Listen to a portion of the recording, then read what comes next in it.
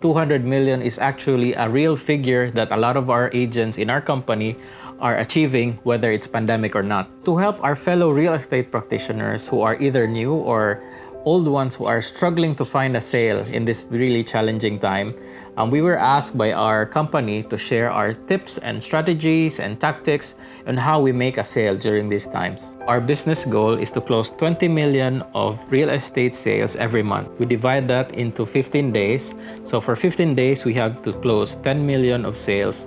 And of the next 15, we have to close another 10 million. By the 15th of the month, it's not too late yet to see like, oh, okay, we only close 8 million or 6 million this 15. So we really need to ramp up our efforts and focus and marketing in order to close 20 million for the second half of the month. This way, you really know if you can relax, because relaxing and winding down is also good for you and your mental health.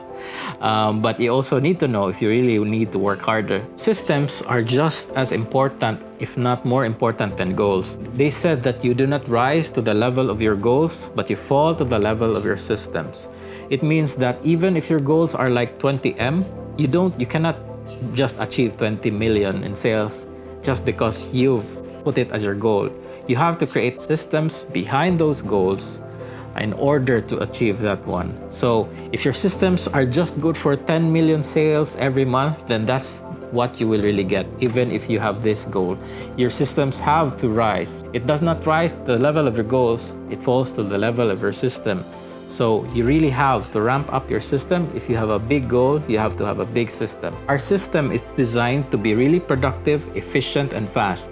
That way, if we close clients quickly, we can have a rest, take a break, enjoy life, go to the beach. Life is short. Closing clients quickly is not our goal in order to increase our sales, but we want to close clients quickly so that we can have time for ourselves and for our family and to have time to do the things that we love to do.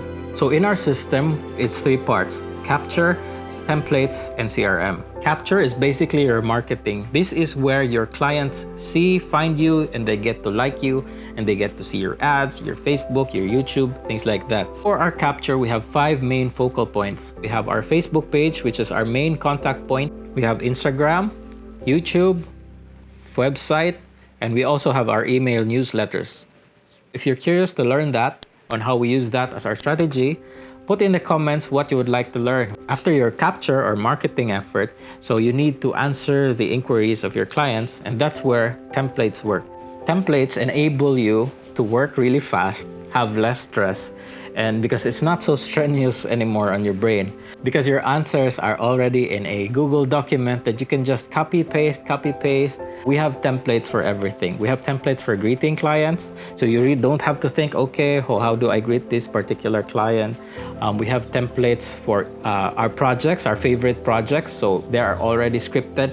So within 20 seconds, you can inform the client most of the things that he or she really needs to know about each project. Really, everything is systematized. We've been developing that to our career, and we already have that to make it easier for us to deal with clients.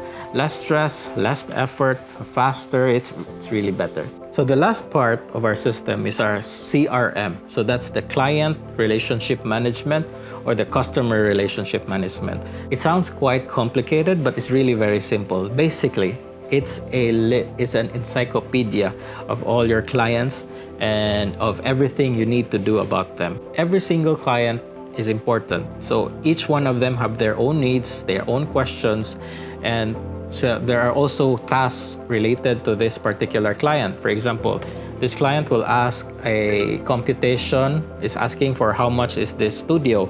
And because you don't have the computation yet, you have to ask the developer. You have to contact the developer and then answer the client. But sometimes you have to wait for the developer to send you a reply, and then you deal with another client. We deal with client number 2, number 3, number 4, number 5. So if you're like us, you're dealing with multiple clients at any given time, you really cannot remember all your tasks unless you write it down. Our brain is built to have ideas. Your brain power is limited. as much as you like to be unlimited, it's limited. It's better to focus our brain to solving our clients' needs and also solving problems and having great ideas. It's not good if you use your brain as memory, because memory can fail. That's why in exams it's hard to have a perfect, because our memory is not perfect. If you have a CRM, it's like having an exam that you get perfect all the time. Of course, you're not gonna close all the clients, but you have your best chance to not forget each and every client and attend to their needs as soon as possible if you have all their needs listed down. Our last and final tip is to delegate. So delegate is that you delegate some of your tasks, some of your work to others so that you have your focus on the things that really matter. The first step to delegation is that you have to know the value of your time.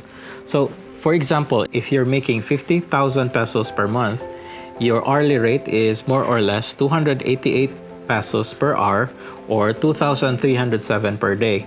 If you are making 100K income, that's 576 per hour or 4,600 per day. So this one really gives you a good picture on how much the value of your time is, like in terms of work. So a good example is this. One of the things we do for our clients to reserve their unit is to get a TIN verification for them from BIR. If I'm going to personally get a TIN verification for my client, it's going to take me at least 5 hours of my time to get that. I have to prepare for an hour. I have to drive for another hour.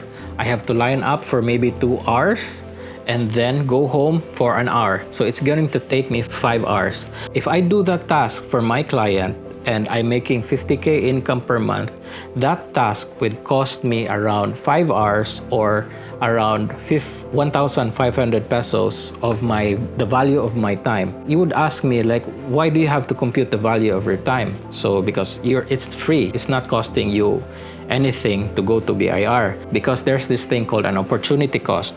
Because I was doing this task, driving, preparing, going to BIR, lining up, I'm not answering clients. I'm not doing any marketing. I'm not closing additional clients. I'm not answering the clients' inquiries because I'm busy driving, lining up in BIR, and